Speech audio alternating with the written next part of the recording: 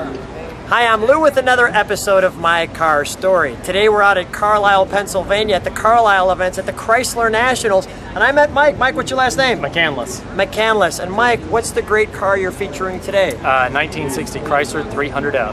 300F. Now there's something interesting. Stand back there for one second. How long have you had it? I had this car about 4 years. And why this car out of all the cars in the world?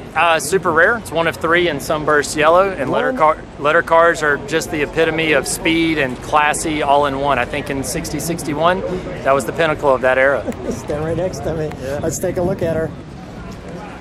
Well, tell me what you mean by the letter cars. So Chrysler started in 1955 with the Chrysler 300, and then in 56 they went to a 300B and continued up the alphabet all the way to 1965 when they did a 300L. And so this, by the way, there's our F, as you can see. Yep. Right. So this is the 300F. This came with a 413, 2 4s, lots of power, but still very classy. Expensive car. You're looking at about $6,000 in 1960. So yeah, in the 60s and 61s look really similar, but there's actually quite a few differences between them. Tell me some of the differences. Tail fins are different. The hood doesn't have the vent as you saw there. Otherwise, though, the cars are very, very, very similar. And of course, there's a letter difference. Yes, absolutely. 61 jumps up to a G at that point. You have the deck lid here with the faux spare tire that sits on top of it. I'm going to pull us back just a second so we can take the whole side of the car in. Because those are really special taillights. Yeah, absolutely. Those taillights have been on hot rods for a long time. Yep, and they only made these taillights for 1 year for this car. So a lot of things with these cars are 1 year specific. So it makes restoring these cars quite challenging. Here's your faux trunk. I see our antenna. Let's step back just a moment. And let people take that in. That's beautiful. We've got the beautiful Chrysler script with that nice little emblem in the corner. I love the details, obviously the reverse light. Let's open the trunk, shall we? Absolutely. Big trunk. We just step back into time. Very typical of Chrysler to have extremely large trunks to be able to put everything in. I mean, that's a trunk. Multiple award-winning Chrysler F and the antenna right there. Yeah, it is a power antenna on this car. And you can see the gaps in there where they have the...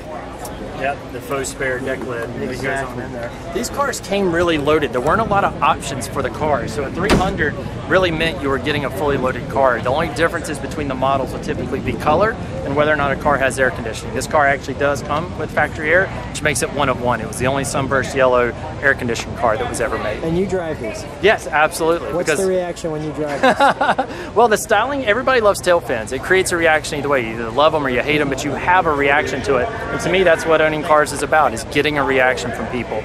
So the styling will get somebody, or the sound, it's got a good sound to it. So we're going to hear that. Let me get to the interior. How long have you had this one? 4 years. 4 years. Let's open that up. As you can see, when people question me whether or not I actually drive the cars, as you can see, the rest of this interior is basically brand new when we redid it, but the driver's seat from getting in and out is actually worn because we actually do drive the car. That's a pretty cool little swing there. Let me, do you get in it and it swings back? Is that as you get into it, it'll swing it. It's not automatic. Do me a favor, swing it out. Yeah, sure. Yeah, let me sit in it. Yeah, go ahead. You've sat in it. Let me sit. All right, and I swing back until in. It latches in, and then there you go. That is pretty cool. Now, is this a vent down here? Yeah, that's your AC vent that's coming in. This is factory push button. So this is, once again, you're putting it in neutral because you do not have a park. So you press the emergency brake down on your left. Your turn signals are right here, going left and then going right. This has what they call an electroluminescent dash. So this entire dash glows green. So can we turn it on? Will we see you won't be able to see it in the daylight, unfortunately. Right, okay. But all the buttons, the push buttons, the dash, and the radio, and the tack that sits in the console, all those light up in that green hue as well, all the way to the clock that's all the way on the end. You see the clock's functioning. The Chrysler. Our tack, perfectly positioned where you're looking at it in your lap. Yep, as you can see, it has power windows as well, so that's what the switch is into the center of your console there. I got one question. Is there a light that goes around that? Okay, because I can see that Absolutely. color there. At nighttime, it's one of the most beautiful dashes ever made. And this was in 1960 and 1961 they did this. We may have to come back later just to turn this on. All right, let's take a look. And I didn't notice that at first, but you've got 300 right there in the door. Yes, and an interesting pull handle here. Let's take a look under the hood, Yep, shall we? absolutely.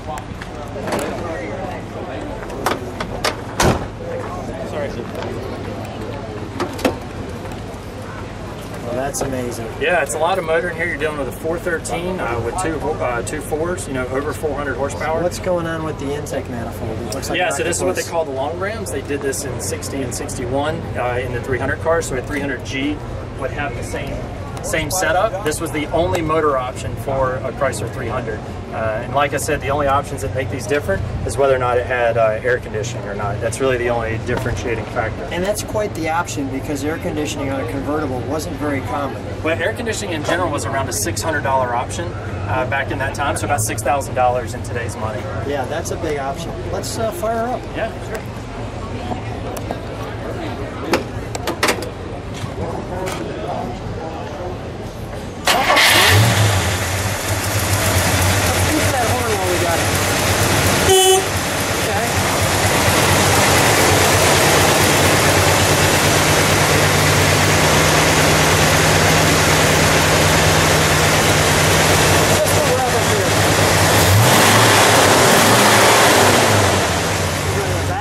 To an idle.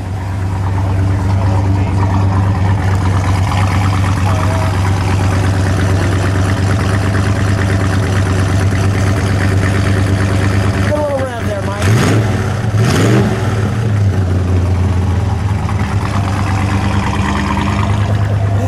Hard not to smile. All right, let's shut that down. Yeah, absolutely. Hard not to smile when you do that. Absolutely. I want to do one thing. I don't even know if I go ahead. Shut the door. Yeah, sure. I don't know if I got the back or not, but that's quite the back seat with the split buckets, and then this console up the middle. Yep, with the power window switches.